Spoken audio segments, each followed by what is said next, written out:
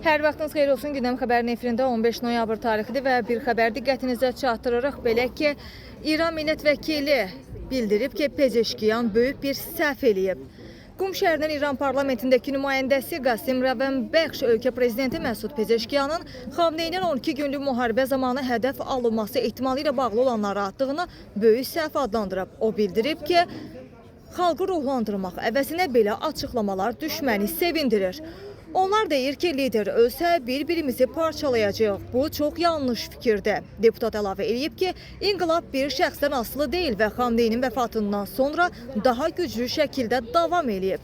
Pezeşkiyan isə ötən günlərdə parlamentin plenar iclasında demişdi ki, 12 günlük müharibə zamanı heç nədən qorxmasa da, ali rəhbərin başına nəsə gələcəyi ehtimalı onu narahat edib və bunun ölkədə daxili qarşıdurmaya səbəb ola biləcəyi də bildirilir.